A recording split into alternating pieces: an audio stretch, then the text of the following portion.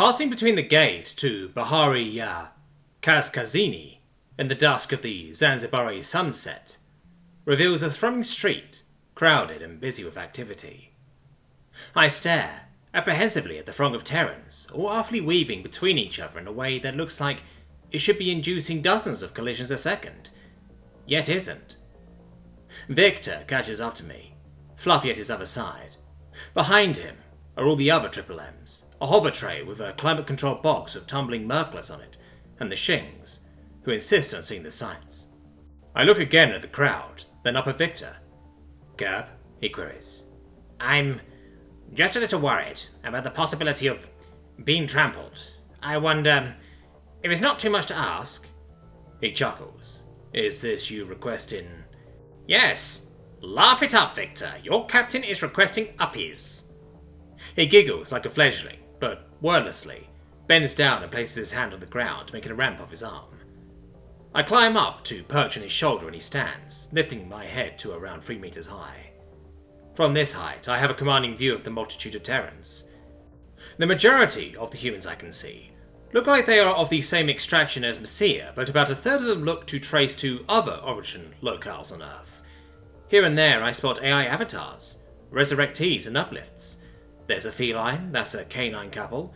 He's a Denisovan?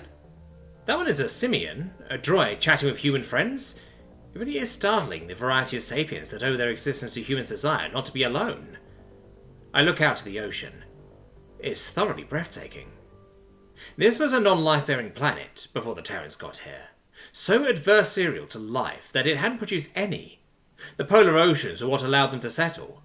Desalination allowed the verdant bands to be irrigated to support Terran crops, and the increased evaporation created cloud cover, which cooled the poles to the point that they could be inhabited, as Messiah has explained to me since we've arrived. I know that utility is beautiful in its own way, but that ocean is also beautiful, aesthetically, independent of the vibrant community it allows to exist. Messiah takes the lead. He subtly gestures to the group to follow. It was at his insistence that we are walking this route rather than taking a shuttle, a monorail, or calling a transport capsule. He insists it is a short enough distance to walk, and I don't hate the opportunity to traverse this spectacular city of Death Warders. The Shings anxiously go to Messiah's side, and No tugs at the sleeve of his shirt. He bends down to bring his ear to the level of her face. She talks for a moment before Messiah's face breaks into a broad smile. He crouches and gestures to his back.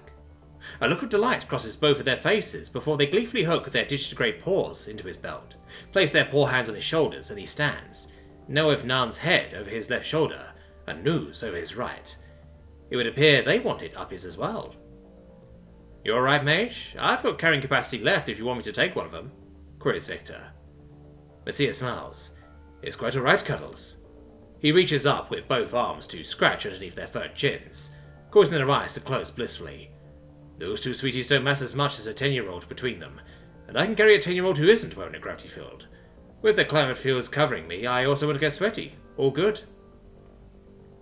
As we begin walking through the throngs of Terrans, Fluffy receives much attention. There are many requests to scritch from passers-by. Victor indulges all of them, with Fluffy's permission. The Merklers too are requested for pets and scritches, but it will likely be too exciting for them, so Hazaka, Brunhilde, Tun, Jenny and Krish are in formation around the hover tray to deflect those requests towards Sam, who's only too happy to accept them. As we walk, Messiah talks animatedly about the architecture, historical inspirations for design, local history, and almost everything else. Every cobblestone seems to have an inspiration from something centuries old, from Earth. He also tells us about his own exploits in these locations from his days at university. It's fascinating to listen to him talk, even if it is somewhat overwhelming. He sometimes isn't even able to finish one story before some aspect of the scenery presents a new, entirely unrelated one. "Guys, come here, you have to try these," cries out Messiah, leading us to a vendor who has a table, piled high with what looks like massive green fruits.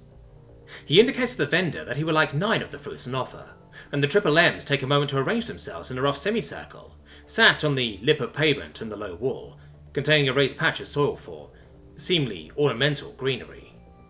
Victor remains standing, and we all watch as the vendor picks up a 0.6 meter metal blade and begins hacking away at the green flesh of this fruit with cashewees, the green fruit he is holding in his other hand. How were enough Terrans willing enough to lose fingers to prove that this was a skill they could acquire? Who was the first Terran to look at a fruit so tough it needs a hefty metal blade to access the desirable part and say, "Yes, I shall do that. In my hand, why not?" At the very least, it seems that this is a talent, judging by the looks on the faces of the Terran Triple M's. Hazuka's face suggests she thinks it is some form of magic, which I would think too if I weren't so acquainted with them. At least this isn't some hidden skill that all Terrans possess. As I watch the flow of activity of that blade and the almost bored expression of the vendor, I feel my anxiety rise. My heart starts beating faster and I feel my body tensing. Ow, ow, ow! Cap, cap, cap, cap, cap! Shaken from my reverie, I look down to Victor's face. What could possibly be causing that frantic tone? "What is it, Victor?" I say, hesitantly. "You were hurting me," he says, with seeming sincerity. I'm dumbfounded. Eventually I manage, "Hurting you? I was hurting you?" "Yes." "That's ridiculous, isn't it? I know that all the grip strength of my talons is not enough to... Oh, fuck. I'm so sorry, Victor. I forgot about my bionic. Are you alright?" "I'm good, Cap. Don't think it broke the skin. Maybe just... no more clavicle crushes, alright?" "Sorry again." Then I hear raucous laughter coming from the direction of the vendor. I look up to see he has ceased his carving and is laughing jovially. "I'm sorry, ma'am. Until I heard you speak, I assumed you were his pet," he says, looking at Victor. "I was not expecting that. What about this fine lady? Is she a sapien too?" He addresses Fluffy. "Pet being. Daddy's pet being. Fluffy being," says Fluffy, nursing her head against Victor's waist hard enough to knock him slightly off balance. The vendor smiles. "And what a fine pet you are. Might I be permitted a scritch?" Fluffy narrows her eyes. "Scritching letting, but Daddy's pet being." "Of course. I don't wish to steal you, no matter how much I know my granddaughter would love you." He puts down the blade and the partially carved fruit, and steps to Fluffy's head. He places his hands between her ears and works them back and forward, down the back of her neck. She closes her corrupt egg eyes, and her lips part as she emits a deep, vibrato purr of pleasure. "Good Scritch has been. Almost as good as Daddy's been." The vendor laughs. "I shall take that as high praise. Though I think my granddaughter may be able to give your daddy a run for his money in terms of scritch quality. Her dog, Mua, says she gives the best scritches in Zanzibar, though she might be biased." I feel Victor's body shift through my talons. "You know, sir, if you actually think your granddaughter would be a good fit for a merc beast, we're taking that box of Fluffy's babies to the uni. You could give my friend there your holocron. He could pass it on to his sister, and you could put her in contact with your granddaughter or her parents. I gotta warn you, though, taking care of a merc beast ain't easy. That lot might be fluffy beans now, but they're gonna grow up into massive creatures with high physicality, high demands on time, high calorie requirements, and low tolerance to light and heat, which could be a problem, if she lives on this planet. I can only afford feeding them because Cat pays me so well. I also ain't promising she'd get one. There's only 8, and I imagine the competition for him will be pretty stiff." The vendor thinks before saying, "You know, I think I'll do that. Maybe nothing will come of it. She might not be interested. They might not decide to give her one, but nothing ventured. I'm sorry, I've still got coconuts to give you." He returns to his table and the carving of the coconut. Once one side is slashed bare, he gives it to the nearest person, which happens to be Hazuka. She grasps the hacked open coconut, her brow scowls raised in a quizzical expression. Mezec indicates that she is to place her mouth on the hole in the exposed linguist's core and drink. She does so. She gulps for several long seconds, clear juice running down her chin. After an age, she lowers it with a satisfied gasp. "It appears you Terrans have free access to all the waters of the Eternal Oasis. I wonder how any people might become so blessed." There is general mirth at this, even if the finer points of her theology are not understood by all present, myself included.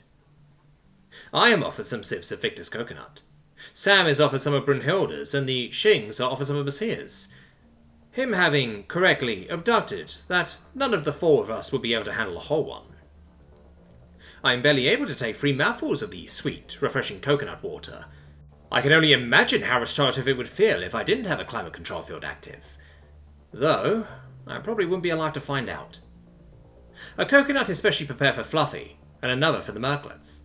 Smaller holes are made in the liquid-bearing core, allowing them to lap them held sideways, then upside down, without the nectar spilling.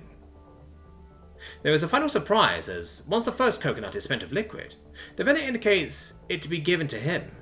With 2 confident chops, a fragment is cleaved almost entirely off, and the coconut is split in half. It is then opened to reveal a slick layer of flesh. The vendor then instructs that the fragment he sliced can be torn off and used as an implement to scrape up the flesh to eat.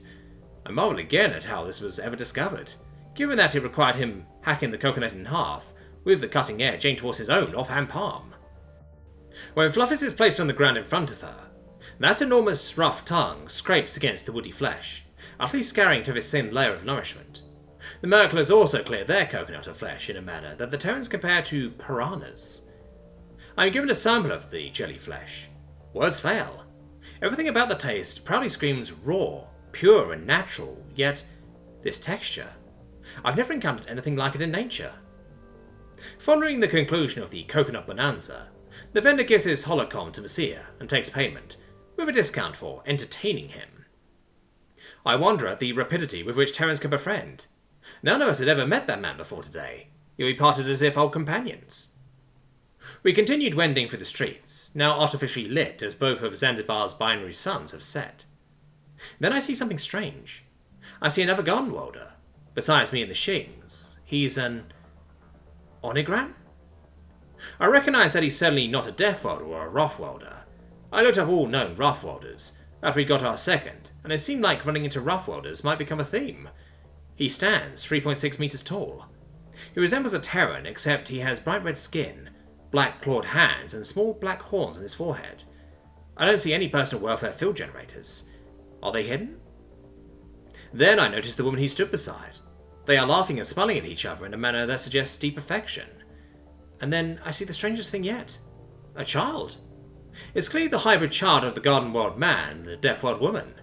He looks like a toddler, but he's already nearly as tall as his mother. That child is definitely not a natural born.